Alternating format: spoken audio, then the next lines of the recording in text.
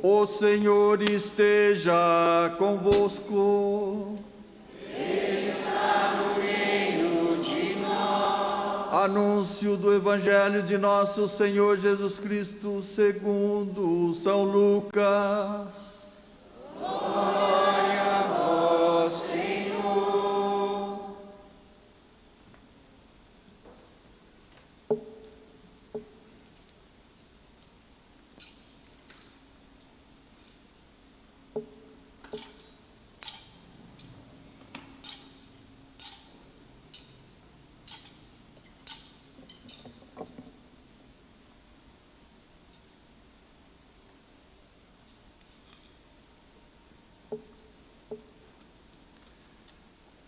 Naquele tempo, Jesus contou esta parábola para alguns que confiavam na sua própria justiça e desprezavam os outros. 2 homens subiram ao templo para rezar. Um era fariseu, o outro cobrador de impostos. O fariseu, de pé, rezava assim em seu íntimo: Ó Deus, eu te agradeço, porque não sou como os outros homens, ladrões, desonestos, adúlteros, nem como este cobrador de impostos.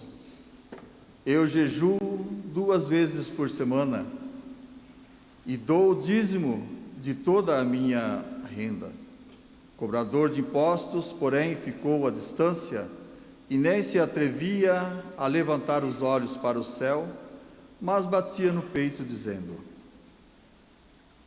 Meu Deus, tem piedade de mim, que sou pecador. Eu vos digo, este último voltou para casa justificado, o outro não. Pois quem se eleva será humilhado, e quem se humilha será elevado. Palavra da salvação. Glória a vós, Senhor.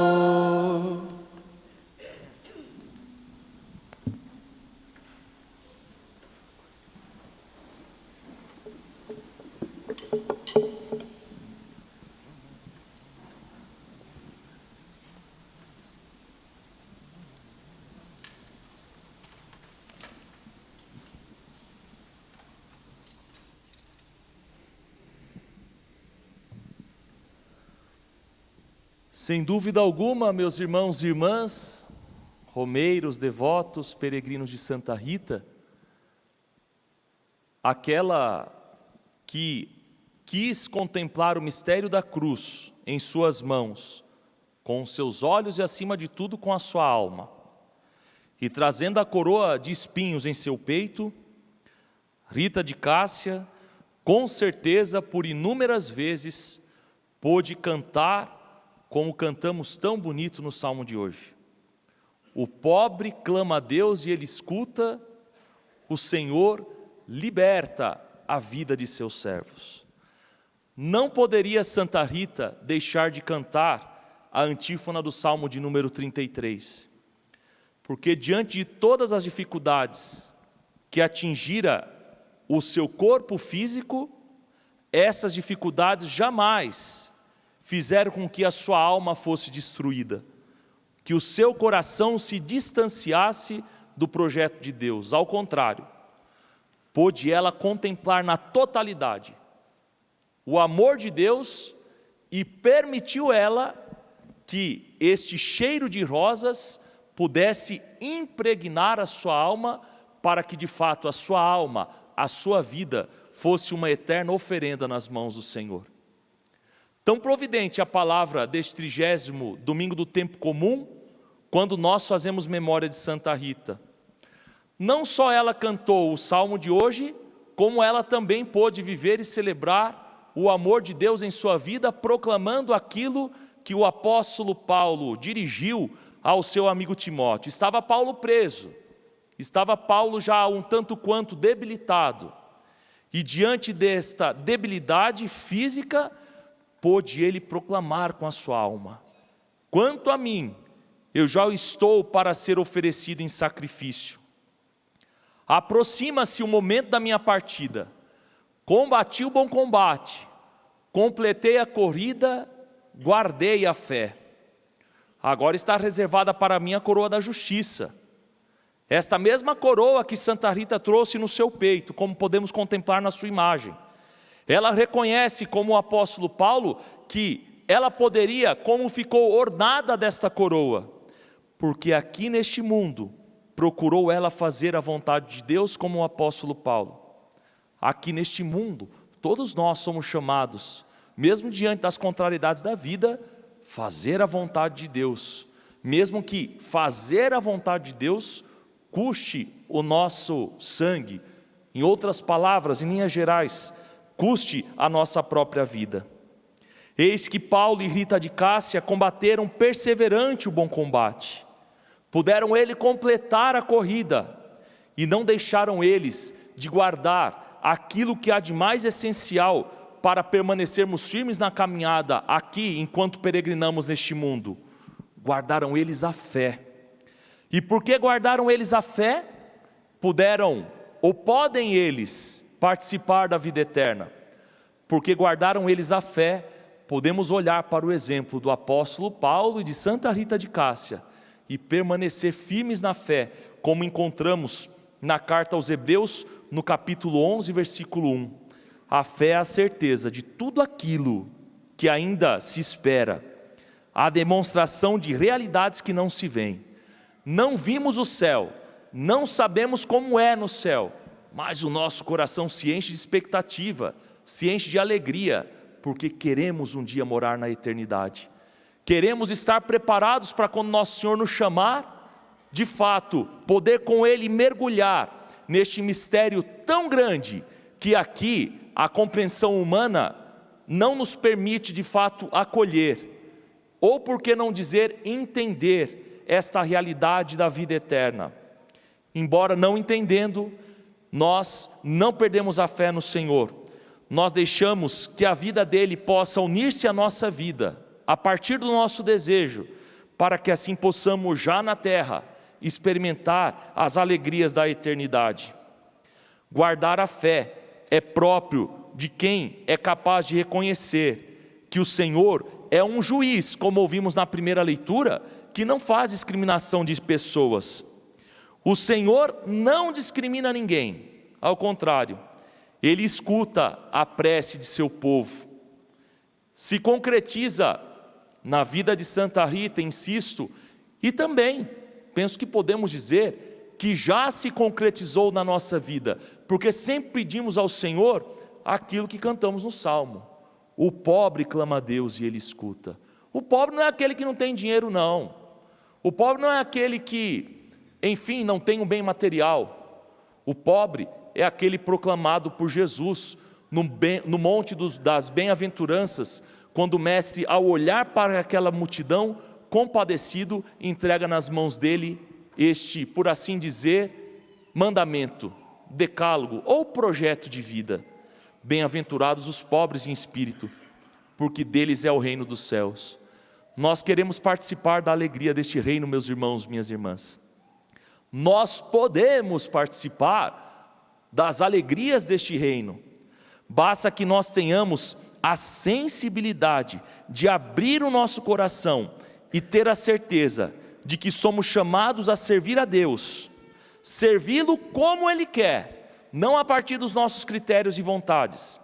Servir a Deus na certeza de que seremos bem acolhidos em todas as súplicas que apresentamos a Ele.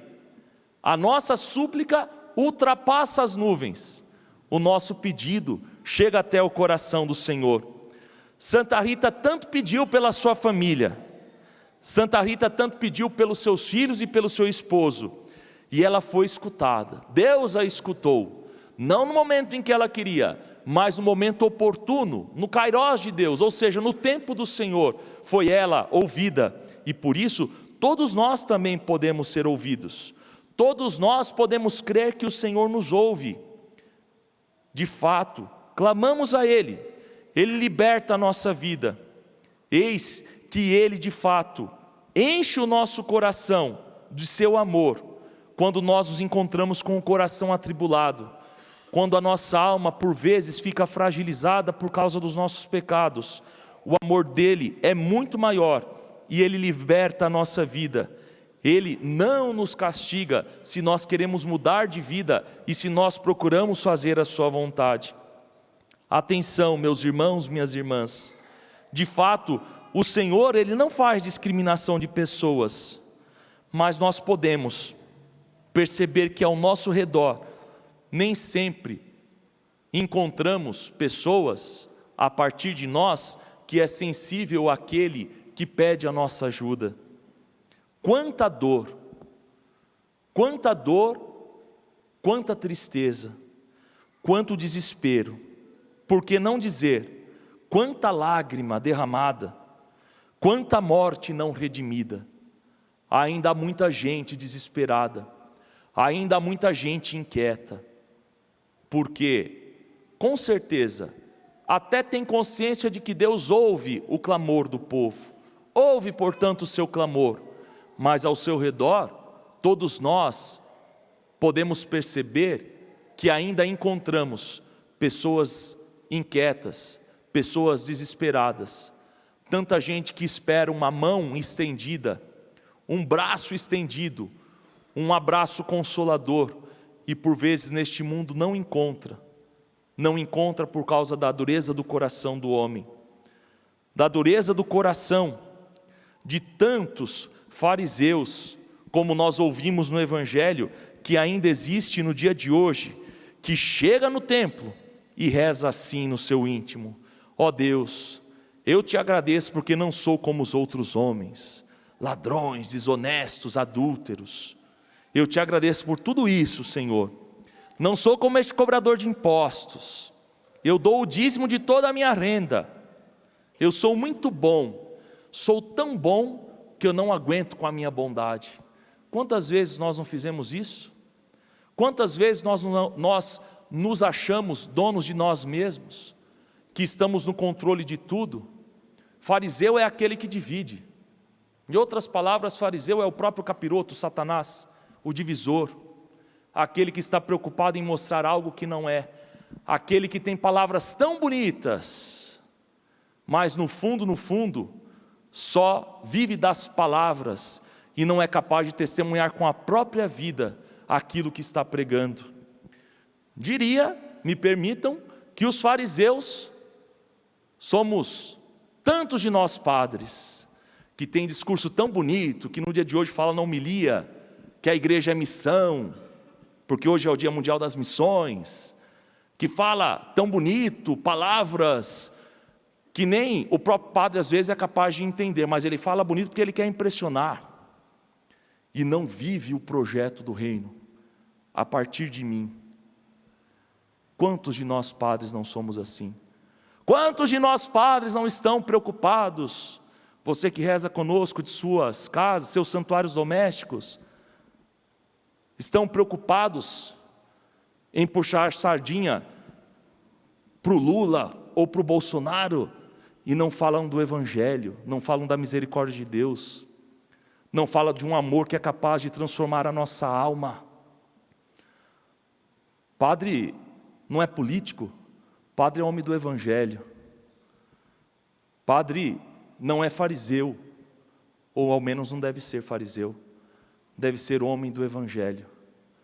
Cristão não pode ser fariseu, deve ser como Santa Rita de Cássia, que na dor e no sofrimento foi como este publicano, este cobrador de impostos, que bate no peito dizendo, à distância, nem olhava para o céu de tanta vergonha por causa de seus pecados, mas que diz: meu Deus, tem piedade de mim que sou um pecador. Eis que o publicano, ele volta justificado. Ele se justificou não dando desculpa daquilo que ele fazia de bom, mas o Senhor o justificou, porque viu que no seu coração e na sua alma tinha sinceridade. É isso que Deus espera de nós, minha gente. Uma alma sincera, um coração sincero, o desejo de fazer a vontade de Deus, de não ficar refém dessas ideologias ou dessas propostas satânicas que nos afastam cada vez mais do amor do Senhor. Santa Rita de Cássia foi uma grande missionária. E por quê? Porque ela vivia de intimidade com o Senhor. Ela não era uma agitadora de comício, não era ela uma mulher preocupada em passar o seu jeito ou aquilo que ela acreditava a partir de critérios humanos, mas foi a partir de sua intimidade com Deus que pôde viver ela a proposta do Evangelho, e por que não dizer aquilo que encontramos no livro dos Atos dos Apóstolos: e sereis minhas testemunhas. Ela testemunhou o amor de Deus, ela foi fiel ao projeto do Senhor. Por isso nós devemos nos convencer que Deus não faz distinção das pessoas. Não importa se você é rico, pobre, negro, branco, amarelo, pardo, enfim, não importa. Não importa o seu pecado, o importante é você querer mudar de vida. Não importa se você é prostituta, homossexual, não importa nada disso. Importa se você quer viver em intimidade com Deus. Insisto, deixar de lado o pecado, porque Deus abomina o pecado, mas Ele ama o pecador. Ele ama todo aquele que se arrepende de coração sincero e volta-se para Ele. Deus ama o pecador arrependido, Ele o perdoa. Deus desmascara a falsa religião. Eu sou cristão, católico, eu pago meu dízimo. Eu sou mais cristão do que o próprio Jesus Cristo. Cuidado, você poderá ganhar o inferno e não o céu. Vejam, todos nós que somos pecadores, encontramos a misericórdia divina. Encontramos a misericórdia divina aqui na palavra e na Eucaristia, como Santa Rita encontrou. E podemos, já aqui nesta vida, nos alimentando espiritualmente do corpo e do sangue do Senhor, podemos diariamente, porque não sabemos nem o dia nem a hora que o Senhor vai nos chamar, dizer, porque queremos nos preparar ou nos preparamos: combati o bom combate, completei a corrida, guardei a fé. Muita gente abandonou o apóstolo Paulo. Na minha primeira defesa ninguém me assistiu, todos me abandonaram. É tão triste quando na igreja, na comunidade, nós encontramos alguns irmãos que acabam pecando e o pecado acaba se tornando público. Ao invés de nós, enquanto comunidade, estendermos as mãos para levantar, condenamos ainda mais, fofocamos, falamos mal. Você viu aquele fulano? Você viu aquele ciclano? Viu o que ele fez, o que ele faz? Como é triste, meus irmãos e irmãs. O apóstolo Paulo sentiu isso na sua pele. Ele experimentou na sua própria carne aquilo que, de fato, o fez chorar, o fez sofrer, mas insisto, a sua alma estava todinha repleta do amor de Deus e da misericórdia do Senhor. Por isso, quando ele diz: todos me abandonaram, a sua alegria se tornou completa, porque ele sabia que Deus não tinha o abandonado. Deus estava com ele. O Senhor esteve ao meu lado e me deu forças. O Senhor esteve ao lado desse cobrador de impostos e lhe deu força, porque o Senhor disse para ele: este último voltou para casa justificado e o outro não. Por quê? Este último, o cobrador de impostos, ele se humilhou. E por vezes na nossa vida é preciso passarmos pela experiência da humilhação. A humilhação não é da parte de Deus uma indiferença para conosco, mas a humilhação é da parte de Deus uma oportunidade que Ele nos dá para que possamos recomeçar a nossa vida. E por que não dizer, como sempre assim afirmo, para que a nossa alma e o nosso coração se tornem cada vez mais impregnados do amor dEle. A nossa alma deve exalar o cheiro de Deus, porque o cheiro de Deus não é um cheiro de bode velho, que nem lá na Paraíba, de onde eu vim. O cheiro de Deus é um cheiro que de fato nos envolve a ponto de nós termos ainda mais sede do amor dEle, ainda mais desejarmos fazer a vontade dEle, ainda mais proclamarmos as suas maravilhas e, por que não dizer, ainda mais continuar pedindo. Aumentar em nós, Senhor, a fé, a esperança e a caridade. E ainda, pelo fato de sermos tão pequenos, falhos, pecadores como este cobrador de impostos, dai-nos, Senhor, amar o que nos ordenais. O que o Senhor nos ordenou a amar? Ou a quem o Senhor nos ordenou a amar? O nosso próximo, as coisas dele, aquilo que nos orienta, que nos leva para o céu. E assim também, consequentemente, para conseguir o que ele nos prometeu, o céu, a vida eterna. Meus irmãos, minhas irmãs, podemos voltar os nossos olhos para a imagem de Santa Rita, a nossa padroeira, e podemos nas mãos dela confiar os nossos pedidos, sempre lembrando que assim como o Senhor a libertou de todo mal, de toda dificuldade desta vida, o Senhor também nos libertará, e Ele nos salvará, para que possamos chegar um dia neste reino celeste, reino de justiça e de paz, reino de fraternidade, reino que é missão já aqui, porque anunciamos o amor de Deus e denunciamos as injustiças do mundo, reino que nos faz irmãos, reino que nos dá a certeza de que o Senhor, Ele não discrimina ninguém, ao contrário, quer Ele congregar a todos, para que todos vivam unidade, o amor e a misericórdia que brota de seu coração. À luz das palavras do apóstolo Paulo, concluímos esta homilia e podemos proclamar a Ele a glória, o louvor, pelos séculos dos séculos.